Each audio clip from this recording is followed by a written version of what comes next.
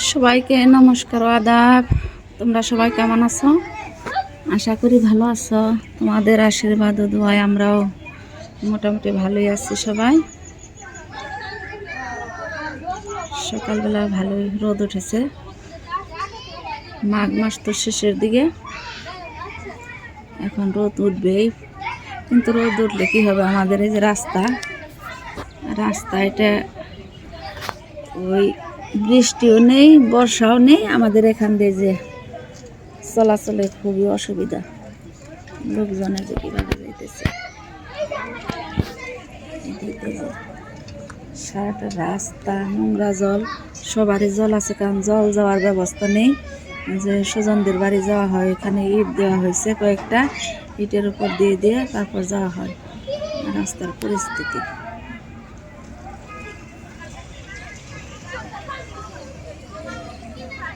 কঠিন অবস্থা দাঁড়িয়েছে আমাদের চলাচলের। জলের উপর দিয়ে যাইতেছে এই যে অটোটা, এই পাশ দিয়ে জল।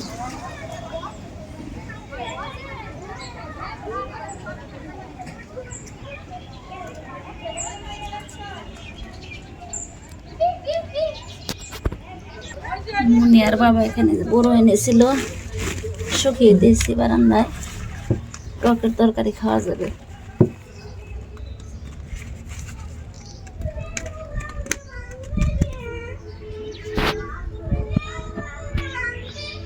বড়গুলো দেখতে খুব সুন্দর, কিন্তু খেতে কেমন হবে জানি না, হয়তো টক হবে বেশিরভাগ। এখানে সুপারি আছে, বাড়ি থেকে এনেছিলাম। আর এই সুপারিগুলো শ্বশুর বাড়ি থেকে দিয়েছে কয়েকটা। এই তো কাঁচা হলুদ আছে কয়েকটা। কাপড় দিয়েছি, বিছানার চাদর, বালিশের কাভার ধোয়া হইতেছে।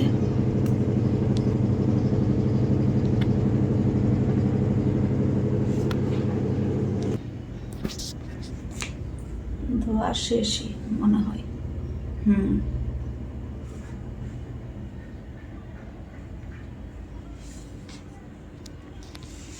সব এলোমেলো হয়ে আছে, কোনো কিছু করতে মন চায় না, কারণ মুনিয়া বাসায় নেই, একা একা, এই জন্য ভালো লাগে না। কি করব, সব কিছু নোংরা হয়ে গেছে। সবজি আছে অনেকগুলো, রান্না করতে মন চায় না, শুধু হালকা পাতলা একটু একটু রান্না করে তারপরে খাইতেছি। কারণ আমি এখানে আছি ঠিক আছে, কিন্তু আমার মনটা সবসময় মুনিয়ার কাছে। ঘরটা ঝাড়ু দিয়ে, এই ঝাড়ু দেওয়া হয়েছে, এখানে তো ঝাড়ু দিয়ে তারপর রান্না করতে যাই। সবটাও রান্না লাগবে, সব উঠিয়ে তারপর পরে আবার আরেকবার একটু ভালো করে পরিষ্কার করে ঘরটা মুছা লাগবো ঘর।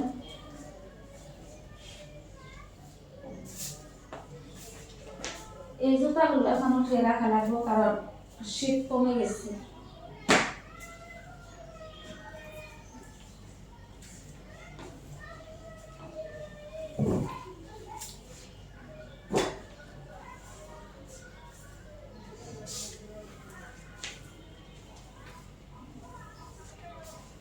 এত ময়লা কোথা থেকে আসে, পরিষ্কার করলেও পরিষ্কার থাকে না,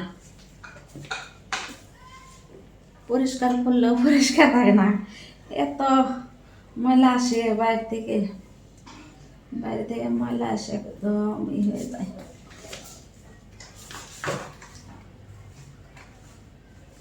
ধুলা ধুলা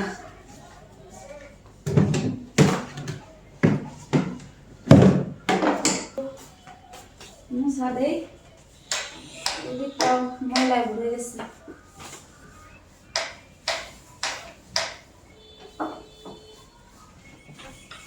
উপরে আরো বেশি ময়লা, কারণ আগে যে নিচে ছিলাম, আগের বাসাটা এখানে একতলা ছিল, তো ওটার মধ্যে এত ময়লা করে নেই। কারণ এই বাসাটায় যে ময়লা পরিষ্কার করবে, এরকম ওই বাসায় এত ময়লা হয় নাই, ময়লা আসেনি। কি অবস্থা, কয়েকদিন আগে যে ফুলগুলো ধোয়া হয়েছে পরিষ্কার করে, তারপর আবার দেখুন ওইটা কি অবস্থা।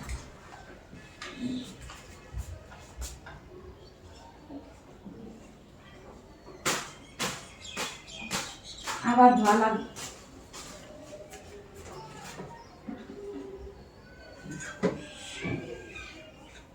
রান্না করবো, আবার রান্না করতে হবে, কারণ 10:30টার উপরে বেজে গেছে।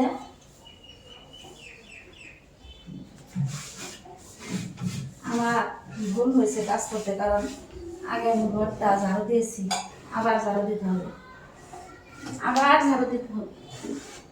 এখন দেখি ঘরটা ঝাড়ু দিয়ে দেখি যে এগুলো ময়লা হয়ে গেছে, ময়লা করে ভরে গেছে। অনেক কাজ আজকে। রান্নাঘরে চলে আসলাম, এদিকে ভাতটা বসিয়ে দিয়ে যায়, তারপর সবজিটা কেটে নেই, চাল দিয়ে নিই।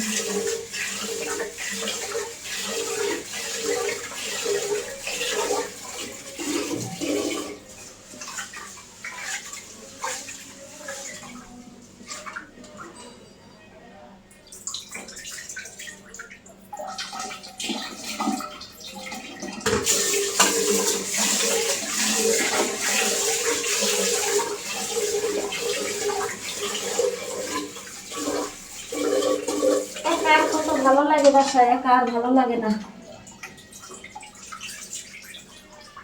রাইস কুকারে বসালাম না, ওই গ্যাসে বসিয়ে দেবো পাতিলে। কারণ রাইস কুকারের পটটা নতুন, কিন্তু পটটা বুঝতেছি না, পটে ভাত নিচে লেগে যায়। পট কিন্তু আমার মনে হয় আর কি 1 মাস হয়েছে বের করেছি, কিন্তু যতই করি ভাতটা লেগে যায়। বুঝতেছি না, নিচে দেখা যায় ভাত লাল লাল হয়ে যায়, একটু পোড়া পোড়া হয়। তো বন্ধুরা, এটার তো আমি বুঝতেছি না, তোমরা যদি জেনে থাকো কোনো উপায় আমাকে বলে দেবে কমেন্টে, কি করব। কারণ যতবারই দেখি আমি ভাত বসাইতেছি, ততবারই মানে ভাত একবার আর কি ভালো হয় নাই, প্রত্যেকবার মানে ভাত আমার নিচে আর কি পুড়ে ওই রাইস কুকারের পটে। এই জন্য যে পাতিলে বসাই ভাত।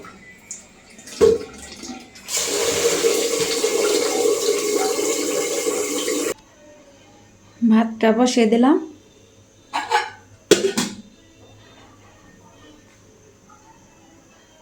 কাপড় ধোয়া হয়ে গেছে, মেশিন থেকে নিয়ে আসলাম। কাপড়গুলো এখন শুকিয়ে দিয়ে নিয়ে বারান্দায়। কাপড় একা একা তো সব কাজ করা লাগে, হাঁপিয়ে যাই। এখন এইগুলো আবার সরিয়ে নিতে হবে, এই কাপড়গুলো, এইগুলো সবগুলো ভেজা।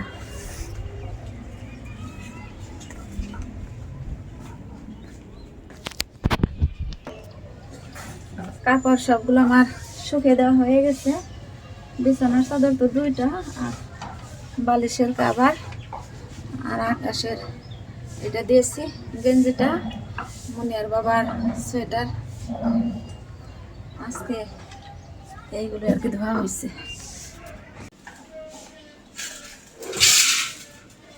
মূলা এনেছি, মূলা বাটা বেশি ভালো পেলাম না, আমি গেছিলাম তো বাজারে।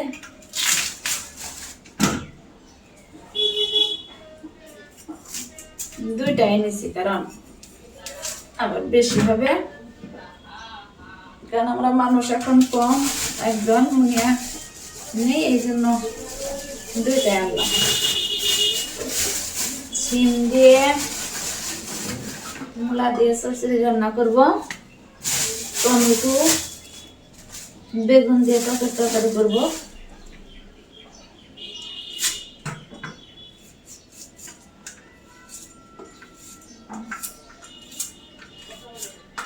ছোট মাছ রান্না করব, ছোট মাছ দিয়ে চচ্চড়ি করব।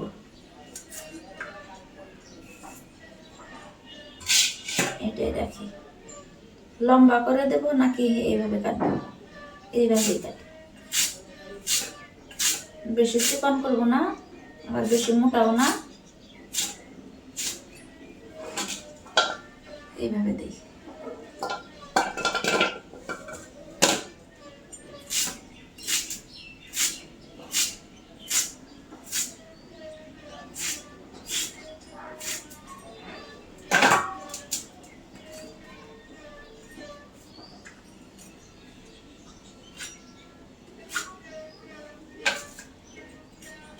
সিমও ভালো আছে, টাটকা।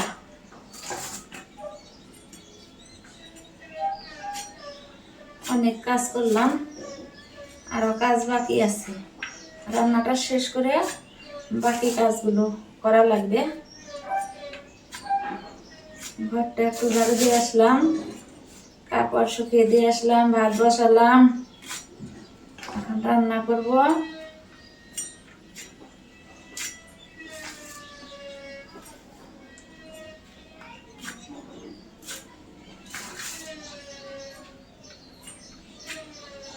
ছোট মাছে রান্না করব। মুনিয়া যাওয়ার পর দেখা যায় আমি দিনে একবার ভাত খাই। আমার খেতে মন চায় না, আর একা খুব খারাপ লাগে, বাসায় একা ভালো লাগে না। এদিকে চিন্তা করি, কারণ 2 জায়গায় খরচ, বাসায় যাই করি অতটুকু লাগে, এখন 2 সংসার, আবার মুনিয়াকে দিতে হয় 2 সংসার। এই জন্য আর কি একটু হিসাব করেই চলতে হবে, কারণ আমরা তো ওইরকম তো কোটিপতি না, টাকা পয়সা ওই রকম নিয়ে তো যতটুকু আছে ততটুকু দিয়ে আর কি চলতে হবে। ওকেও দিতে হবে, আমাদেরও চলতে হবে। এদিকে দেখা যায় দোকানে ওই রকম বেচা কিনি হয় না, দোকান তো খুব বড় না, তোমরা তো দেখছো এর আগের ভিডিওতে, কয়েকটা ভিডিওতে। দোকানটা তো ছোটই, ওর মধ্যে থেকে আর কি যতটুকু হয় ওইভাবে চলি। আর আকাশেরও তো নতুন চাকরি, মেয়ের পেছনে অনেক টাকার দরকার।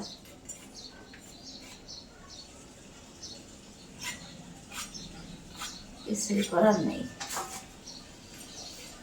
ভগবান যা মাপায় তাই খেতে হবে, যেদিন যা মাপিয়ে দেয় ভগবান, সবই তার ইচ্ছা।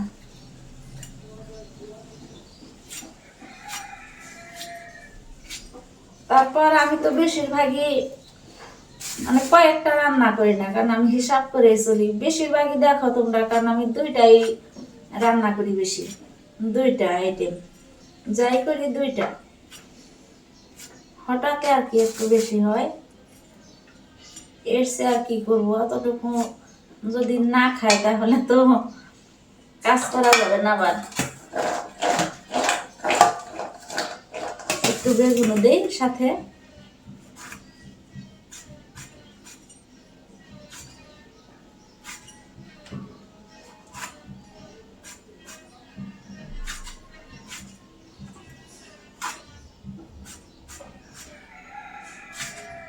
হয়তো অনেকে বলবে যে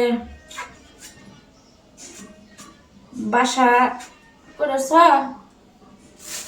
টাকা নেই। আসলে মানে বাসা করে আর কি ভুল করে ফেলেছি, কারণ ভুল তো মানুষের মধ্যেই। আমি মনে আর বাবাকে না করেছিলাম, তারপরেও মানুষ সব করেছে। তারপরে এটাও সত্যি কথা, যে কোনো একটা জিনিস করলে কষ্ট করতেই হয়, কষ্ট না করলে কৃষ্ট মেলে না, কথায় বলে, এই আর কি।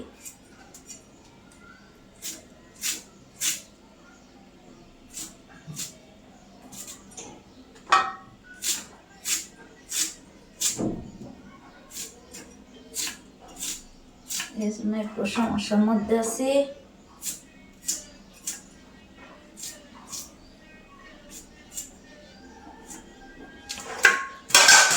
এই তো চচ্চড়ি এতটুকুতেই হয়ে যাবে, কারণ 3 জন।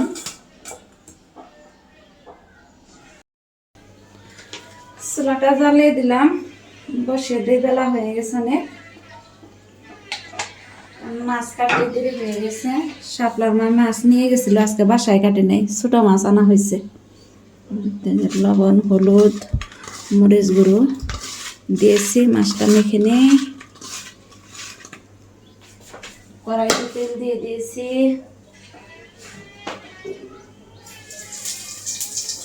জিরা দিয়ে দিয়েছি, এই রাঁধুনি সস দিয়ে দিলাম। আগে চচড়িটা রান্না করে নিই।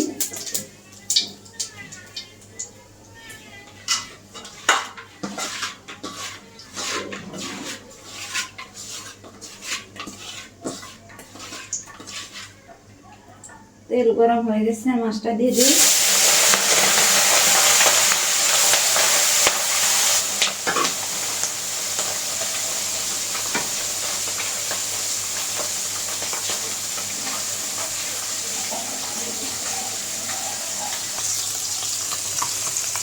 চচড়ির মাছ এইটুকু নিয়েছি টকের তরকারির জন্য, আর এইগুলো রেখে দেবো। মিলানো আছে আর কি, কুটি বেশি। এখানে টকের তরকারির জন্য বেগুন আর টমেটো নিয়েছি, আর একটু কচুরি।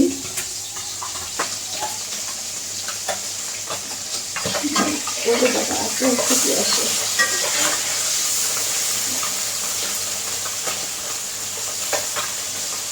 উল্টে দিই মাছ।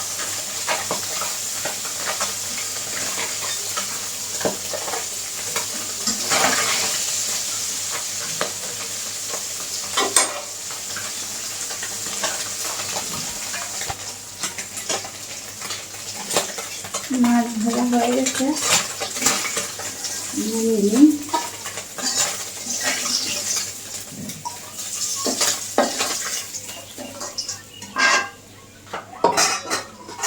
এই তেলের মধ্যে দিয়ে দিয়ে সবজিটা।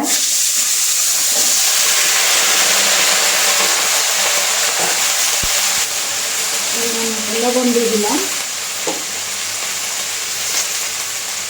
হলুদ গুঁড়ো, মরিচ গুঁড়ো দিয়ে দিই, রসুন দিয়ে রান্না করবো। কাঁচামরিচ দেবো কয়েকটা।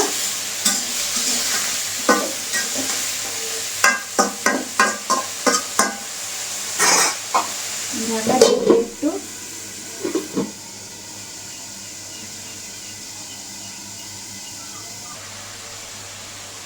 কাঁচামরিচ দিয়ে দিলাম।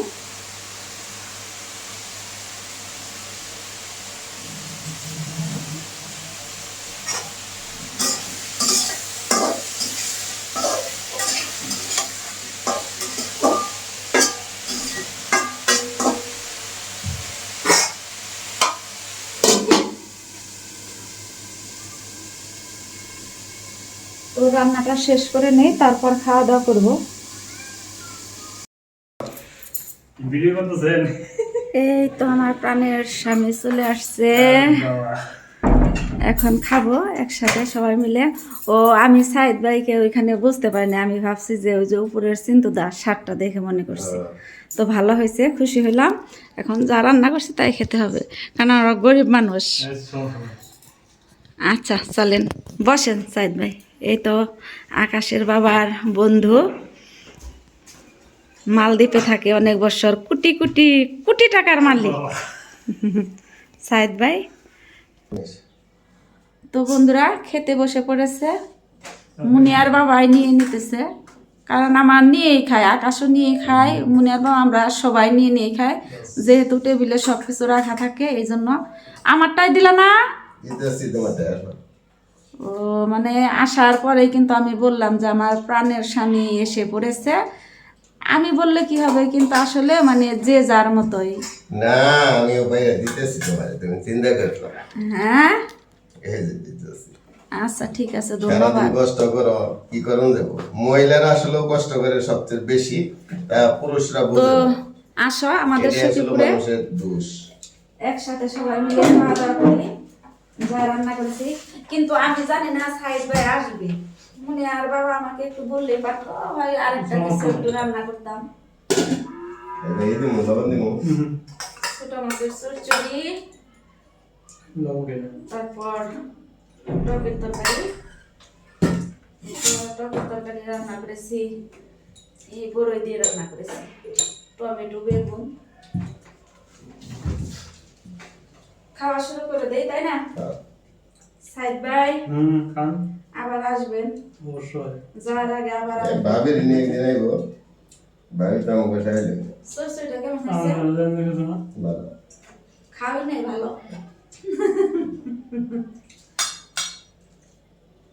টাটকা আমার মাছে বউ রান্না খারাপ হয় না, এটা ওরে কি বাবা করবো না জানো? বন্ধুরা, কারণ আমি রান্না করি এক একদিন, কিন্তু যে কোনো লোকেরই, আমারই কি তোমারই কি সবারই প্রতিদিন কিন্তু একরকম হয় না, এটা বাস্তব কথা। ভালো রান্না আসলে ছিল হুম। সবার ভাত ভালো না চরচরে আসলে স্বাদ হয়েছে।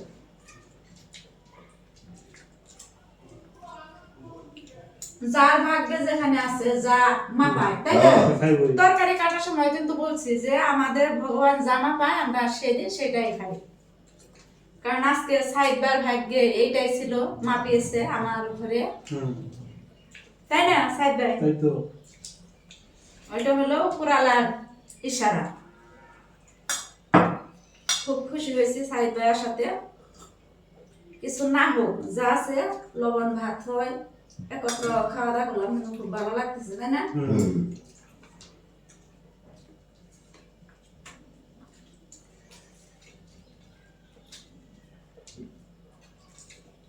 তো বন্ধুরা, ভিডিওটি যদি ভালো লেগে থাকে সবসময় পাশে থাকবে, ভিডিওটি দেখবে।